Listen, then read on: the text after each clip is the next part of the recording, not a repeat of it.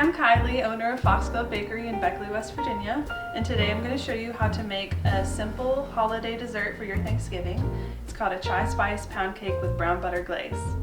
So you want to have a 4x8 cake pan, floured and greased and lined with parchment paper.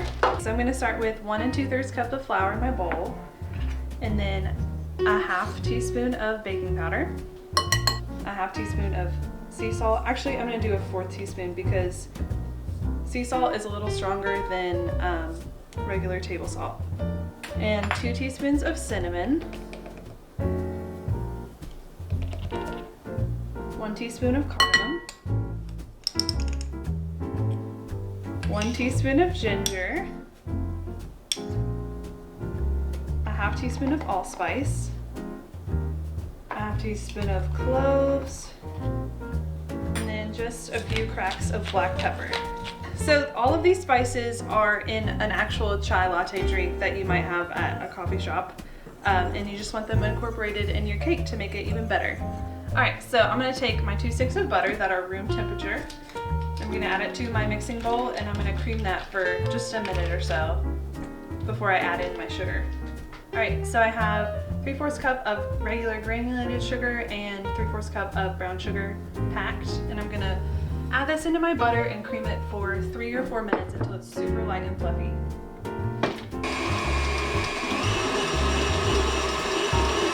Okay, and just make sure after it's creamed that you scrape the sides of the bowl down before you add in your eggs. So I have 4 eggs, and I'm going to crack them into a separate bowl and add them one at a time into this butter sugar mixture. My eggs are room temperature, which is very important whenever you're making pretty much anything. So just low speed, and then bring it to high and let it mix for a couple seconds before you add in the other one. Alrighty, so now we're going to add a teaspoon of vanilla and just give that a good mix. Alright, so now I'm going to add my dry ingredients and my half cup of buttermilk, alternately ending and starting with the dry ingredients.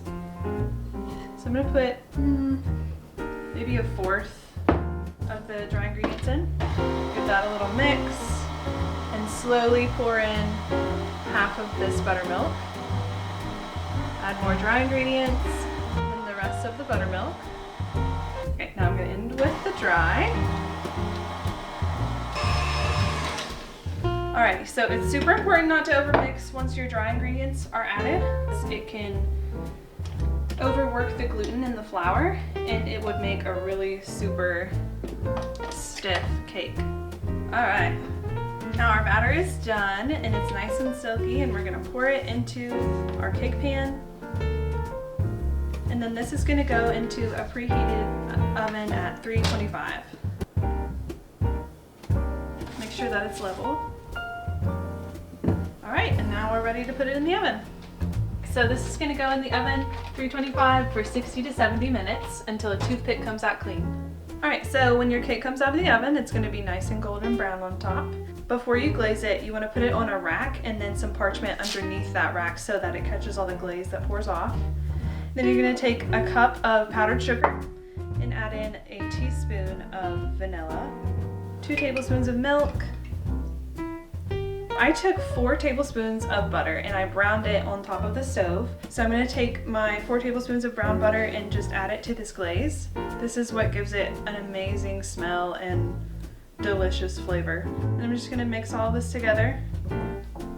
And I'm going to put it right on my very cool cake. I want to make sure that it's completely cool before I put the glaze on, otherwise it's just going to run off and not look very pretty. Alright, so I'm going to put this glaze on. Spread it around. Alright, and then you just are going to let it set, and the glaze is going to run down the sides a little bit, and once it's completely set, you're good to eat it.